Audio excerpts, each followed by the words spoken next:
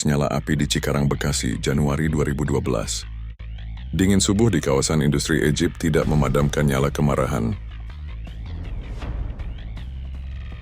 Ahmad, seorang buruh kontrak di pabrik perakitan elektronik, mengusap lelah di wajahnya.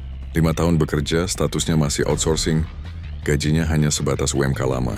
Setiap akhir bulan ia harus memutar otak agar uangnya cukup untuk sewa kontrakan dan susu anaknya. Pagi itu udara bukan hanya membawa dingin, tapi juga kabar buruk. Pengadilan Tata Usaha Negara memenangkan gugatan Apindo. Kenaikan UMK yang sudah dijanjikan, yang sempat memberinya harapan setinggi langit, mendadak dibatalkan. Mereka mengkhianati kita, Med, teriak Sulaiman, koordinator serikat dari pabrik sebelah, wajahnya memerah. Kita sudah mengalah, tapi mereka tetap ingin kita dibayar murah. Keputusan itu adalah percikan api yang membakar Bekasi. Pagi itu puluhan buruh mulai berkumpul di gerbang pabrik Ahmad. Jumlah mereka cepat sekali berlipat ganda, mengalir dari pabrik-pabrik di sekitar Egypt, Jababeka, hingga Hyundai. Mereka bukan hanya menuntut UMK yang layak, tapi juga sebuah kata, Hostam. Hapuskan outsourcing, tolak upah murah, mogok total seru masa. Ahmad yang biasanya pendiam ikut terdorong dalam gelombang. Ia ingat wajah istrinya. Ia ingat janji untuk menyekolahkan anaknya. Ketakutan akan PHK dikalahkan oleh kemarahan terhadap ketidakpastian kerja yang seolah abadi. Gelombang aksi membesar menjadi taktik yang brutal namun efektif. Geruduk pabrik. Selama berbulan-bulan dari Mei hingga Oktober, rombongan buruh dari berbagai serikat bergerak bagai air bah, membanjiri satu persatu pabrik di kawasan industri.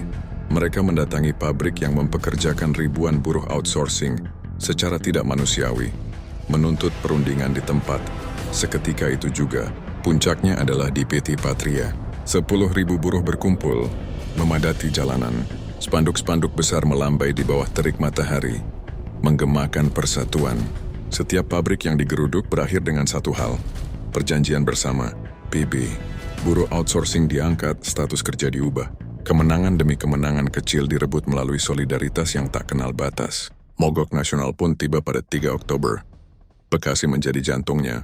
Pagi itu, jalan tol Jakarta-Cikampek di sekitar Bekasi, yang biasanya ramai lancar oleh truk-truk pengangkut barang, kini sepi. Pintu-pintu tol seperti Cikarang Barat, Cikarang Utama, Cibitung, dan Tambun tertutup rapat, dijaga oleh barisan buruh yang kokoh. Tak ada kendaraan yang bisa masuk atau keluar, memutus urat nadi logistik ibu kota dan industri. Di dalam kawasan industri, pemandangan serupa terjadi.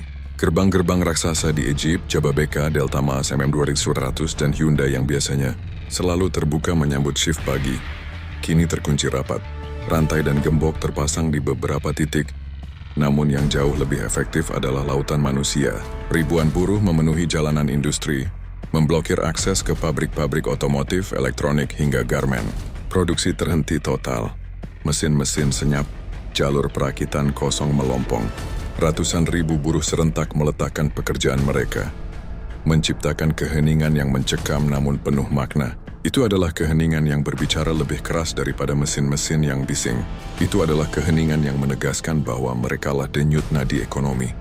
Dan tanpa mereka semuanya berhenti. Ahmad berdiri di tengah ribuan kawan buruh. Ia tahu ini baru permulaan, perlawanan ini akan panjang. Namun ketika ia melihat kawan-kawan outsourcingnya di pabrik sebelah tersenyum, berpelukan merayakan status kerja baru mereka, Ahmad merasakan sesuatu. Bukan lagi sekadar upah, bukan lagi sekadar status. Ia merasakan kekuatan kolektif yang tak bisa dibungkam oleh palu pengadilan atau gerbang pabrik baja. Kekuatan yang mampu menutup tol dan membungkam seluruh kawasan industri. Tahun 2012 adalah tahun ketika buruh Bekasi membuktikan bahwa suara mereka, ketika bersatu, mampu mengguncang fondasi kawasan industri. Api telah dinyalakan dan ia tak akan pernah mati.